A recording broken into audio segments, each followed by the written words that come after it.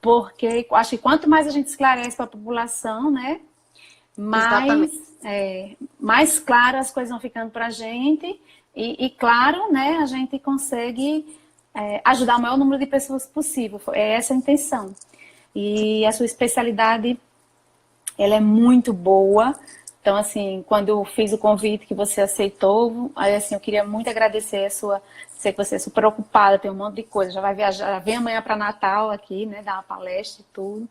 Mas, assim, aqui fica a minha gratidão por esse espaço e por proporcionar tantas pessoas, meus seguidores quanto aos seus, de um tema tão importante como esse. Então, boa noite, eu vou me apresentar, depois eu dou o seu espaço aí. Sou Valiene de Oliveira, eu sou psicanalista, sou terapeuta holística, trabalho com auriculoterapia, florais, sou consteladora e autora, palestrante, enfim. E aí a gente vai permeando tudo isso.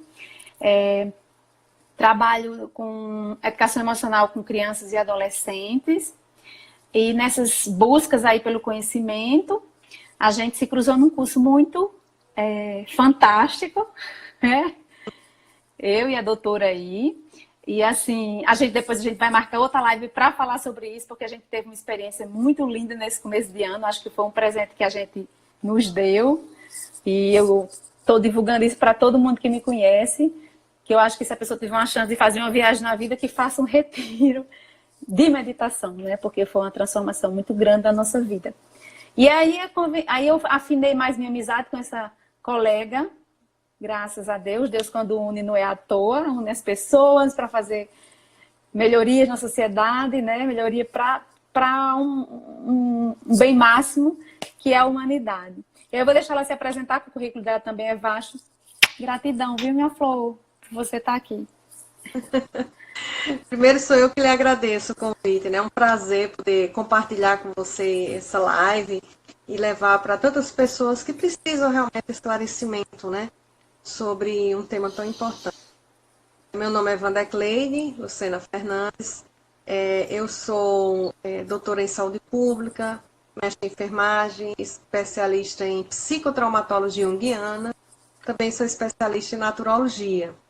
E aí também tenho várias abordagens, né? Trabalho com experiência somática, né? Conhecida muito como SE, trabalho com biodança, com florais, né? E com meditação, né? E realmente foi uma experiência muito rica, depois de passar 21 dias meditando, quase 7 horas por dia, temos muito o que compartilhar. Bom, e aí eu realmente estou muito feliz com várias pessoas entrando, pessoas amigas, né, para assistir essa live e dizer a todos sejam bem-vindos. E nós vamos aqui poder compartilhar, dividir um pouco essa experiência, né, na área de psicotraumatologia, trabalhar com trauma, para pessoas com trauma, e responder aqui as perguntas. Estamos aqui juntas. Okay? Então, a nossa primeira pergunta, o que é um trauma? Ok. Muitas pessoas perguntam o que é o trauma. E as pessoas ficam... tudo traumatiza? Trauma a gente tem todos os dias, as pessoas comentam. E é verdade. Todos os dias nós podemos abordar com trauma. Pode ser de repente, uma freada em cima do carro e ter um susto. O nascimento é traumático, porque a gente está lá no quentinho, na barriga da mãe, de repente nascemos. Trauma, todos nós sofremos. Agora, ficar traumatizado é diferente. Nem todo trauma nos deixa traumatizados. Então, por exemplo, o que realmente é um trauma é algo que foi inesperado demais, rápido demais, que foi intenso demais, algo avassalador. Isso é o que pode nos traumatizar. Agora, ficar traumatizado depende da minha resiliência do sistema nervoso. Ou seja, se eu for vulnerável, eu fico traumatizada. Se eu tiver resiliência no meu sistema nervoso, eu não me traumatizo. Então, uma mesma pessoa, digamos assim, ou melhor, 2, 3 pessoas podem estar no mesmo ambiente, todas 3 sofrerem um trauma, e uma sair traumatizada, desenvolver estresse pós-traumático, por exemplo, e as outras 2 não. Nem todo mundo que está em contato com trauma necessariamente vai ficar traumatizado, vai estar adoecido. Então, é isso aí. né? Esse o que realmente é o trauma. O trauma é aquilo que vem e me afeta. Não é o evento. O trauma não é o evento. O trauma é aquilo que está fixo no meu sistema nervoso. Ou seja, eu sofri num evento, algo que foi traumatizante, mas ficou retido, congelado no meu sistema nervoso. Isso é que é o trauma. Então, no momento que uma pessoa diz, eu estou traumatizado, eu estou com trauma, aí eu vou ouvir a pessoa e perguntar se está no evento e ela acha que é um trauma, ou está realmente no sistema nervoso dela. Porque nem tudo que a gente acha que foi um trauma ficou gravado no sistema nervoso e realmente é um trauma. Ou seja, é um trauma, mas não está traumatizada, a pessoa não ficou traumatizada, Sim. né? Então, como é que E ele outras surge? pessoas... Desculpa. Oi? Como é que ele surge? Como é que ele surge? A partir de um Sim. evento, eu tenho um evento na vida, qualquer evento, que me foi realmente avassalador, então eu começo a ter sintomas desse trauma. É assim que ele surge. E esses sintomas são mostrados pelo meu sistema nervoso. Ou seja, quando eu vou falar para você de algo que me traumatizou, eu começo a ter respostas neurofisiológicas mostradas pelo meu organismo, como palpitação, mãos frias, ou sudorese. Eu posso ter aumento da minha pressão arterial, aumento da frequência cardíaca, eu posso ter dores abdominais, eu posso ter tensões musculares. São vários sintomas que o meu corpo vai mostrar que realmente ficou aquilo que eu sofri retido no meu sistema nervoso. Eu não sei se está ficando claro e eu quero que as pessoas perguntem, tá? Que a gente possa responder de uma maneira que fique claro para todos. Eu estou acompanhando aqui as perguntas. Então, no caso, acontece um evento comigo, e se esse evento, quando eu lembro dele, eu falo dele de alguma forma, acontece movimentos físicos, aí eu estou traumatizada. Né? No caso, o choro. Eu estou jogando para ver se realmente eu estou entendendo, né? O choro, o nervosismo, a palpitação, né? Se acontece isso, quando eu lembro dele, eu estou sofrendo novamente, então eu estou traumatizada. Exatamente. Nos primeiros 30 dias que uma pessoa sofreu algo que foi impactante, por exemplo, que foi avassalador demais, que foi forte demais, ele está realmente ali nos primeiros 30 dias, 30 a 35 dias, ele está sofrendo um estresse agudo. Sim. Ele necessariamente, ali ele não está traumatizado. Mas ele vai ter esses sintomas, porque ele está no estresse agudo.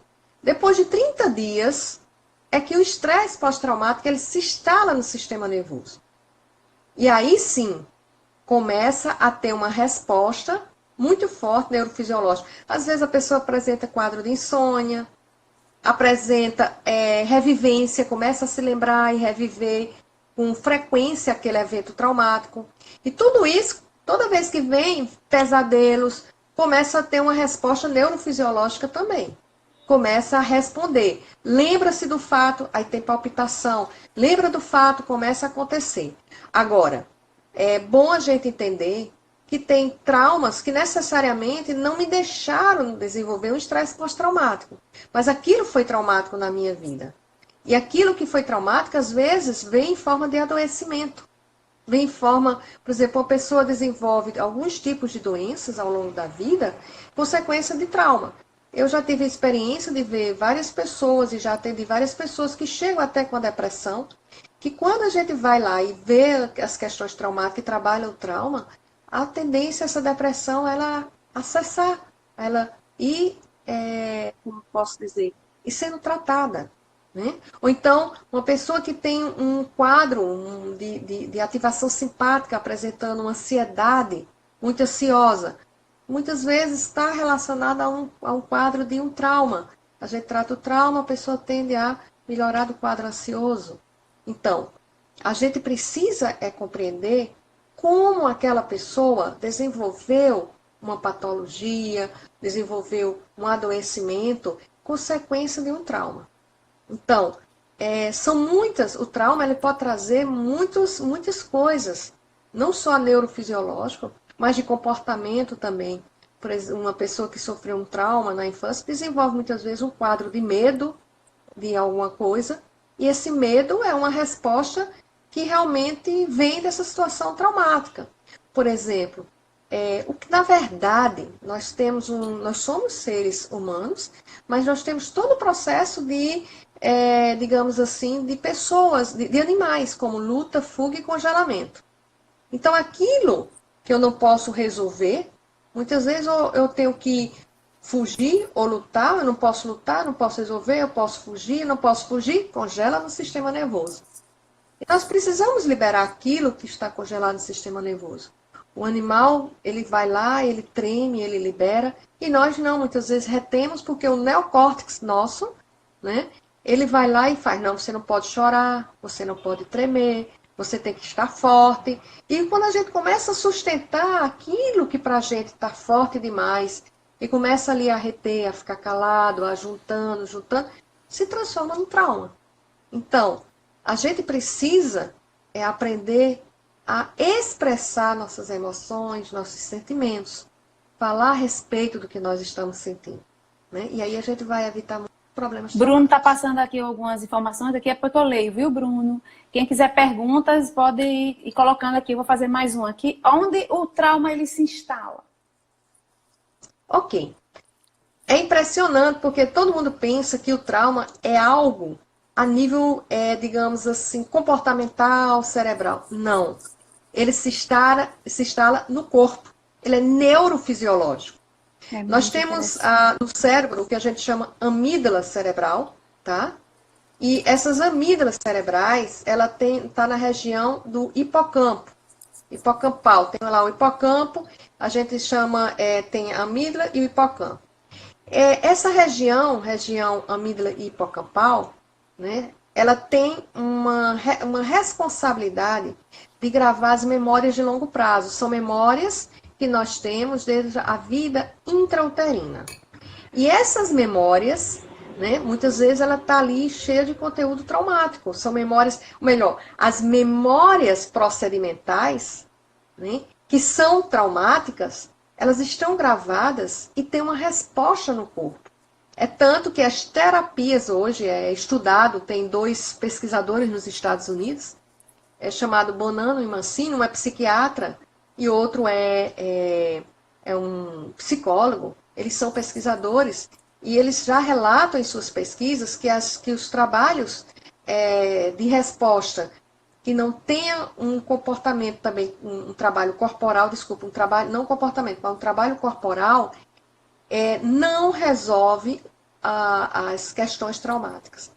E às vezes até é preciso que tenha um trabalho, digamos assim, tanto a nível cerebral, cortical, como um trabalho a nível corporal. É preciso associar os dois para que possa ser, digamos assim, mais eficaz o tratamento, né? Por que isso? Porque está gravado, exatamente, está instalado, onde é que surge, onde é que fica o trauma? Do sistema nervoso. E se eu falo, eu estou usando a área cortical, né? Estou usando a minha área egóica. E muitas vezes tem memórias que não são explícitas, são explícitas. Estão, digamos assim, estão lá gravadas no inconsciente. Né? Nessas memórias procedimentais, essas memórias de longo prazo. Então, são respostas incompletas de luta e fuga e congelamento que o meu sistema nervoso não completou e fica gravado. Ok? Aí Bruno colocou aqui, ter acesso a essas emoções, né, doutora, que você fala, de forma consciente, sem necessariamente expor a emoção, isso ajudaria? Claro que sim. Veja bem, se eu tenho acesso à emoção e sei que a emoção está surgindo no meu corpo, porque uma coisa, a emoção ela é corporal. O sentimento é que é mental. Como é que é isso? No momento que o meu coração está palpitando, eu tenho um aperto no peito, e eu começar a olhar para isso, eu vou saber se essas sensações que estão surgindo no meu corpo, se essa emoção que está vindo e está provocando essas sensações, elas são de medo, de raiva, de tristeza, que emoção está presente?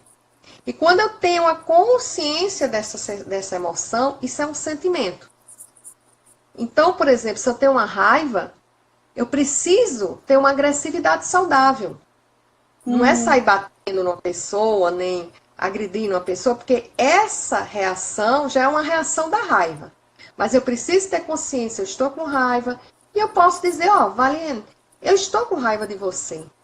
Sabe? Eu estou com raiva por isso. Necessariamente eu não preciso bater em você, nem gritar com você, nem... Mas quando eu tomo essa consciência, agora quando a raiva me toma, que eu não consigo manejar essa emoção, aí vem todo um descontrole. Então, tomar consciência da emoção que eu estou sentindo, por si só, ajuda, porque faz com que a gente encontre maneiras de buscar tratamento. Mas a gente precisa de um profissional, porque nem sempre nós sabemos manejar as nossas emoções. É preciso ter um profissional que saiba trabalhar, principalmente no caso de trauma, né? Porque tem que desacoplar a emoção da sensação, porque trabalhando a sensação, eu vou, digamos assim, liberar, né, memória traumática, ok? Então, é a partir aí eu vou jogar um aqui, aí você vai ver se faz sentido. No caso do Bruno, né, ele é a raiva, né? Digamos que ele detectou que é a raiva. Aí ele já tem consciência do processo de raiva e tem que entrar com a parte física, talvez. Eu vou botar aí, você me disse, mas eu gosto muito de trabalhar com a questão de mente e corpo. Ele lembrou daquilo ali, daquele evento, e ele fazia uma corrida naquele momento para liberar esse sistema nervoso que surgiu. Não seria também uma ajuda para esse processo? Eu sei que vai ter que procurar um profissional, mas isso também seria, eu acho que quando a raiva viesse novamente, não viria com menos intensidade, não? Perguntas e sugestões. Isso, ok. Quando ele tem uma raiva e ele vai fazer, eu vou correr, não está eliminando a raiva, ele está eliminando o sintoma da raiva. Porque se eu estou com raiva, o que acontece? Eu libero o quê? Cortisol e adrenalina no meu corpo. Quando eu vou fazer uma corrida, eu diminuo a adrenalina e diminuo o cortisol. Mas a raiva, eu estou elaborando essa raiva, eu estou resolvendo a raiva, porque na frente ela vai surgir de novo. Agora, aquela história, eu não posso jogar para debaixo de um tapete, né? Eu preciso olhar para essa raiva e entender por que está vindo e poder trabalhar e expressar ela de forma saudável, né? E como é que eu posso expressar ela de forma saudável? Quando necessariamente, eu não tenho que procurar uma pessoa, né, que, digamos assim, que me fez a raiva e dizer, olha, eu tô com raiva de você. Não, mas é preciso que a gente use técnicas na hora, né, para trabalhar essa raiva, liberar a raiva, porque se eu tenho uma raiva de você e eu fico com aquela raiva e eu não resolvo isso se transforma num trauma. Como é que se transforma no trauma? Eu começo a me lembrar da raiva, começo a ficar com a raiva, vem a memória de novo, e eu trago de novo, e eu trago... E vai repetindo, e vai virando ali dentro de mim uma bola. Daqui a pouco, essa raiva, ela cresce e aumenta de tamanho. E como eu não trabalhei... Vira um monstro. Vira um monstro. Daqui a pouco, aquela pessoa, só em eu ouvir falar do nome dela, eu já estou tendo alterações e palpitações, né? Então, pode, olha a palavra pode antes, se transformar num evento traumático. Aquela pessoa fez tanta raiva e eu não consigo lidar com isso, né? E virou um trauma. Dinalva diz aqui que a dela, ela sabe o que é medo. Ei, deixa eu dar um abraço aqui para nosso querido professor que entrou. Lama está aqui com a gente. Seja bem-vindo. Seja bem-vindo. E depois a gente vai marcar também para ele poder participar. Lama, gratidão aí pela presença. Um grande beijo para você. Vou abrir sessão só para ele. Porque ele é demais. Sim, aí a Edinalva colocou aqui que o dela é medo. Ela tem medo, já está detectado, não disse o motivo, também não tem problema. Vocês vão colocando aí as perguntas para a gente aproveitar esse momento. Bruno colocou aqui, tem que saber dessensibilizar.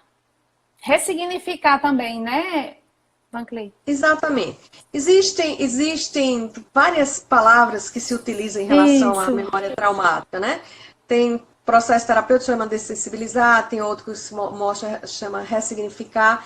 No SE, que é a minha base, né, terapêutica, a gente chama renegociar.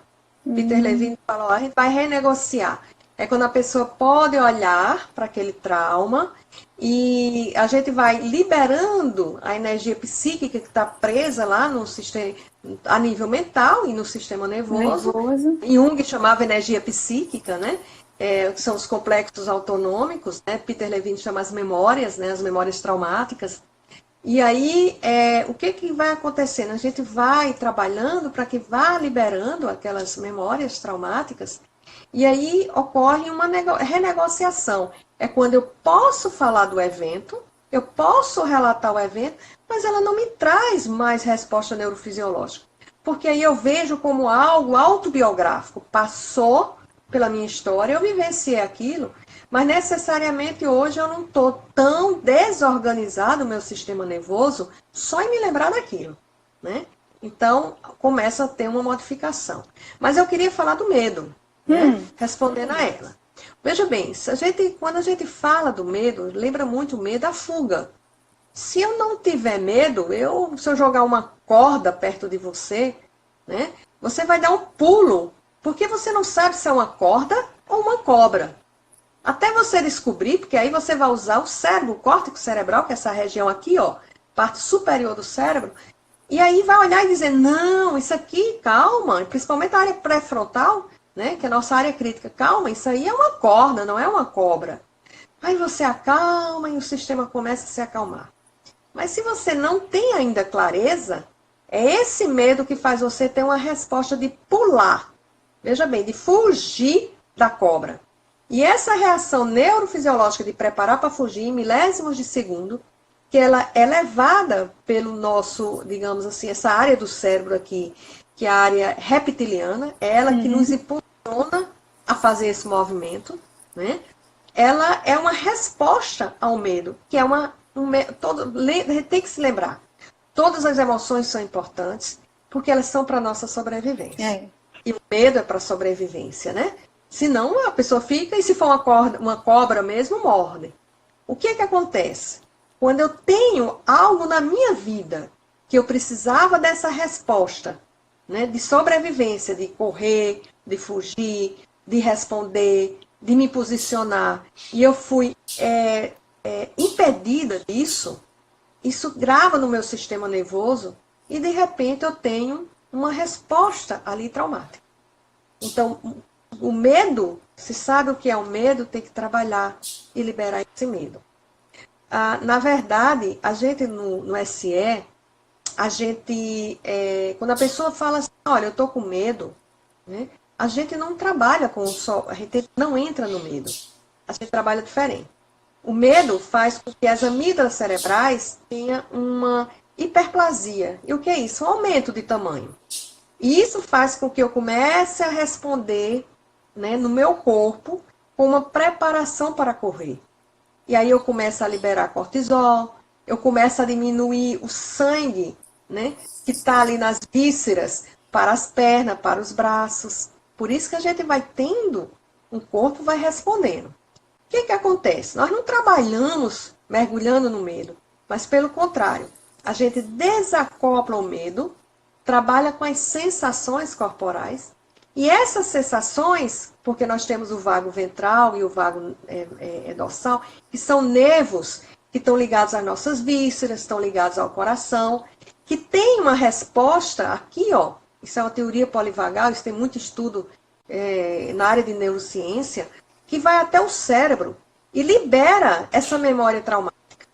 Quando libera a memória, as amígdalas voltam, deixam de estar aumentadas, e com isso diminui a resposta neurofisiológica. E aí, depois que a gente faz isso, a gente olha para o nosso cliente e pergunta assim, e aquele medo que você estava sentindo, como é que está? Aí a pessoa olha para o corpo, aí faz, sumiu. Como é que sumiu? Né? Sumiu porque o que estava falando que ela estava com medo era uma resposta da amígdala. A amígdala cerebral é quem fez aquele movimento. Olha, tem aí um perigo. Né? E esse perigo pode vir de um pensamento, pode vir de uma coisa real, no lugar de ser uma corda, ser uma cobra. E a gente precisa do medo, o medo para sobreviver. Né? Mas não o medo em excesso. O medo, quando ele fica, vai acontecendo e não vai sendo bem trabalhado, bem elaborado, e olhar o que causou aquele medo, isso pode causar, aí sim, uma patologia, pode desenvolver um transtorno patológico, né? Aí é diferente, a gente está falando do trauma em si, do trauma, do que pode, como ele surge, nos momentos que surge, e essa relação que tem com as emoções, né? Então, assim, eu espero que eu tenha respondido a sua pergunta, né? E tenha esclarecido um pouquinho sobre o medo, né? Ok, Marinha. Edinalva, veja se você quiser fazer mais alguma pergunta. A gente vai abrir agora para o pessoal que está assistindo.